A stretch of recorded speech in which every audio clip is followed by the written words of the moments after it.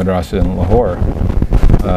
Big, tall, very respected, somewhat feared individual, and imposing figure. Several times since that visit, he's run into our project director, and each time he's mentioned that question that I asked, and he says, it has caused me to ask myself, what would the Prophet have me do? So, at the end of the day, I feel like it's about as good as it's going to get in terms of trying to play to an accountability that transcends the immediate political environment. After one of those sessions, two different madrasa leaders came up. One of them came up to me, and he had a smile in his eyes, smile on his face, his hand over his heart. He says, "You have made me so very, very happy." He says, "We thought all Americans hated us." Well, I'm thinking to myself, if you're gauging by the media in the West, that's probably not an unfair conclusion for him to have made. Another madrasa leader came up and had quite a tale to tell. He said that there was a situation in his village where a young lady had been caught talking on the cell phone at 2 in the morning to a young man in an adjacent village in whom she had an interest. And the tribal elders had felt that this had violated their code of honor, and the immediate reaction was to kill her mother, her sister, and the boy's mother, and to slice off the boy's nose and his ears.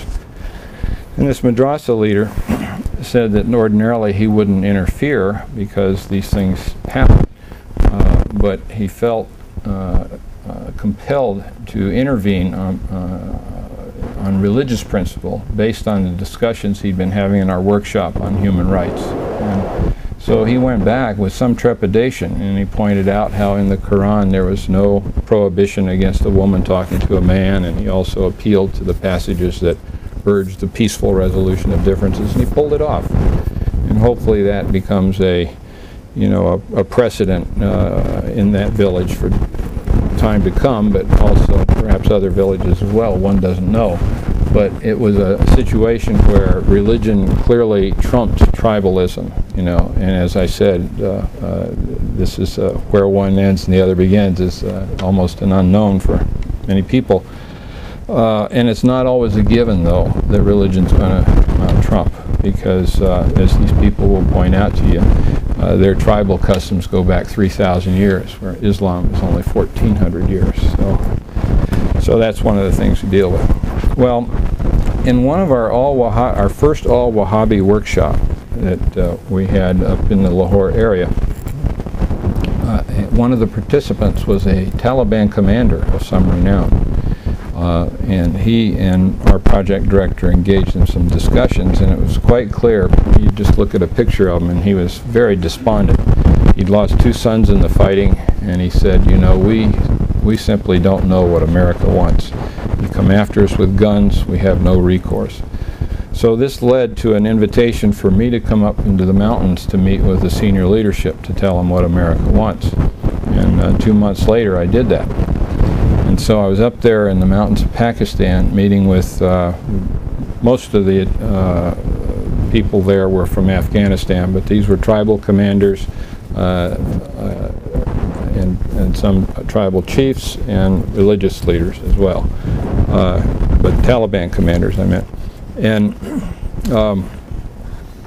it was quite an interesting session. I mean, it was a fairly small room. It was almost standing room only.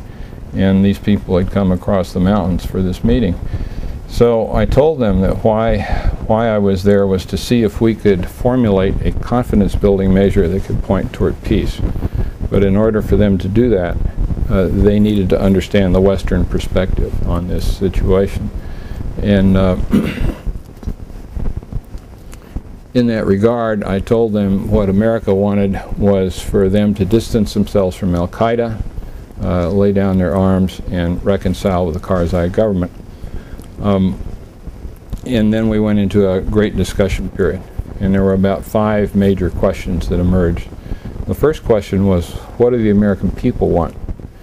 And I take great comfort in the fact that we still seem to enjoy people giving us the benefit of the doubt overseas, even after we've re-elected what it is they think is the problem.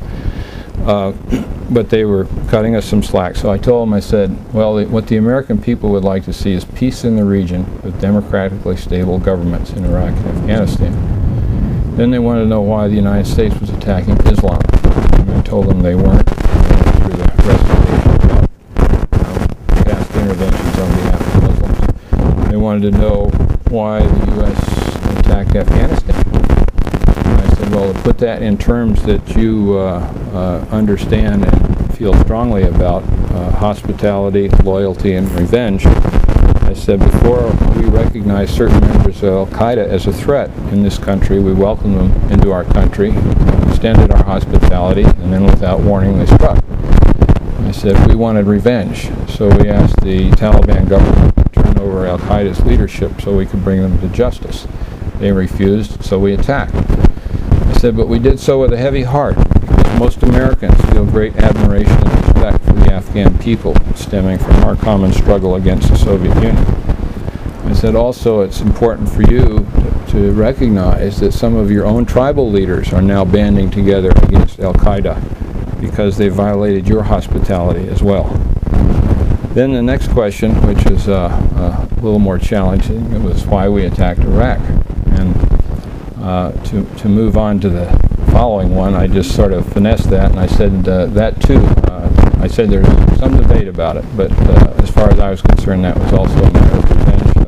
Saddam Hussein had attempted to assassinate an American president. So moved on to the next one, which was why the United States support Israel.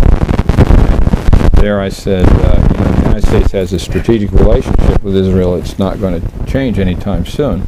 I said, but what is changing is our understanding of, compassion for, and support of the Palestinian people. I said, over time, that's going to make a difference.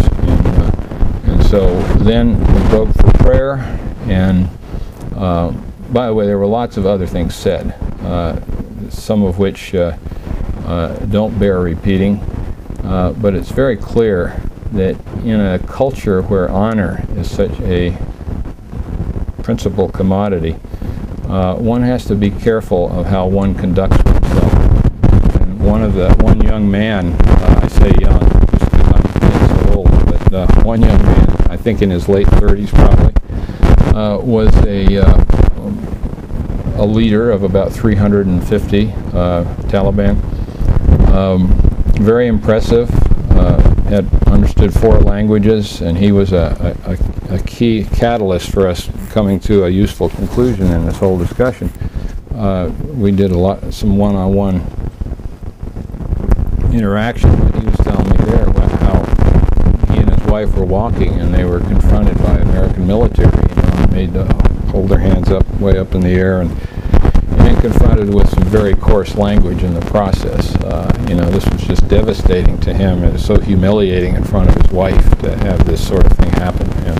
And so he became a convert. And that kind of